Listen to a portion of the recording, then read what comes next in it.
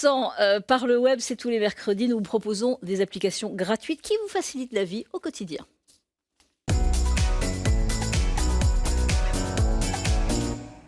Et c'est comme tous les mercredis, une sélection d'Amandine Cagnard. Bonjour Amandine. Bonjour Valérie. Éditrice web à France 3 Champagne-Ardenne. Alors, vous regardez toujours ce qui a fait le buzz sur Internet. Il y a beaucoup de choses. Toujours beaucoup de choses. Mais là, vous avez sélectionné un match de basket. Pourquoi ce match de basket? Tout à fait. Alors, de la NBA. Et là, vous allez découvrir un joueur, donc Damian Lillard, qui lui a voulu faire gagner son équipe à 5 secondes avant la fin du match. Donc, regardez les images. Il reste vraiment quelques secondes avant la fin. Et il va tenter entre 10 mètres et 11 mètres. Ouais. 10-11 mètres. Ah voilà. Oui. Bon, c'est facile. comme moi sur un terrain de basket. Comme vous hier, je vous ai vu, c'était la même chose. C'est pareil, ouais, exactement. Et donc là, il a fait gagner, mais alors vraiment à la dernière seconde. Alors voilà, à la dernière seconde, les équipes étaient à égalité, donc à 113 points chacune. Donc là, c'était vraiment, personne ne s'y attendait. L'équipe de Portland, là, on le voit bien, le match allait se terminer. Voilà, le match se terminait. Lui a eu la balle dans la main et a même commenté, a même dit, s'est confié en disant « je n'y croyais pas ». Je me suis dit, je vais tenter le tout pour le tout. Et les internautes, donc c'était formidable, légendaire, c'était vraiment le shoot qui a valu la victoire à son équipe et la sélection aussi. Donc là, vraiment, tout le monde était content. Combien de vues? Le premier tweet qui a été repris dans la soirée, 40 000 retweets. Ouais. Et ensuite, ça n'a pas arrêté, et dont Michael Jordan, qui s'est souvenu en 1998 qui lui aussi avait eu un shoot aussi qui avait fait gagner son équipe pour une sélection. Donc là, c'était vraiment l'euphorie pour tout le monde. Bon voilà, pour tous les amateurs de basket, on peut revoir cette vidéo évidemment. On peut revoir tout à fait sur le Facebook de France 3 Champagne-Ardenne et Lorraine et aussi sur le site de France 3 Grand Est. Alors vous avez regardé aussi comme chaque semaine les applications qui pouvaient nous intéresser et des applications gratuites. Là, une application Visorando. Tout à fait. Alors en premier lieu, Visorando, c'était un site internet il y a quelques années et ils ont décidé de la développer en application.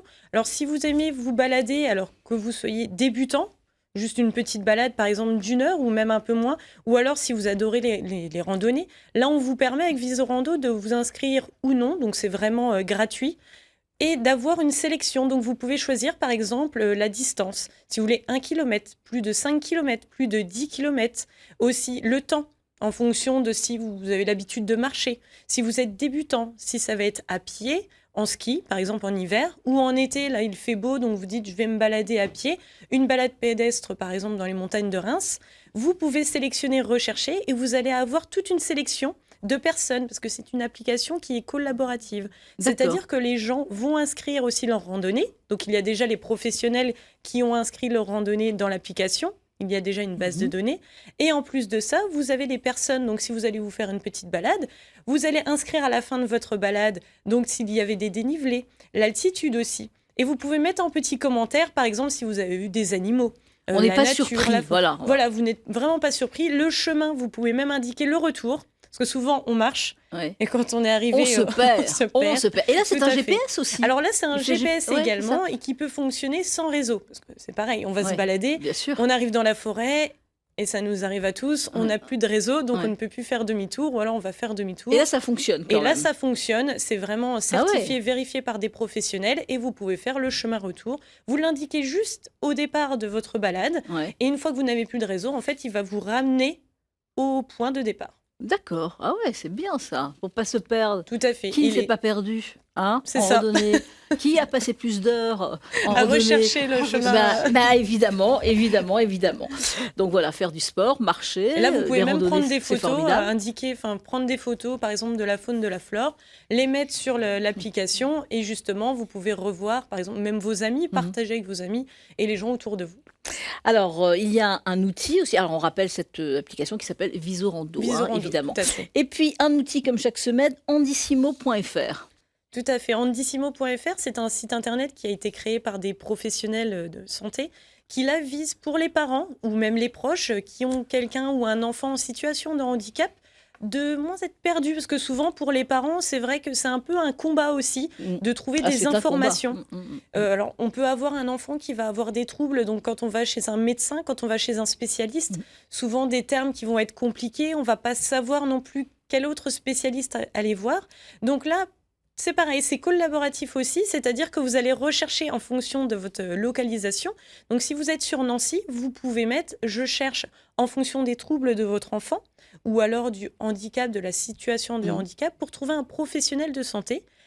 Mais le site va un peu plus loin, puisqu'il est collaboratif, c'est-à-dire que vous allez avoir un forum aussi. Donc, vous allez pouvoir parler avec des personnes qui vont être comme vous, dans la même situation, et vous retrouver un peu plus libre, entre guillemets, et de trouver des solutions. Et chacun va pouvoir proposer aussi, si par exemple, la personne est allée voir un spécialiste avec, pour son enfant, un trouble spécifique.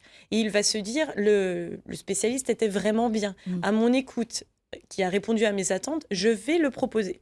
Donc, vous proposez ce spécialiste sur ce site. Les professionnels vérifient bien évidemment les coordonnées, également que le spécialiste soit réel aussi.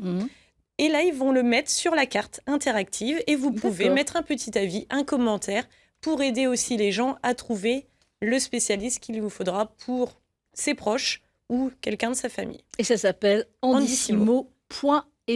Merci Amandine Cagnard pour cette sélection. On se retrouve évidemment, on vous retrouve la semaine prochaine, mercredi.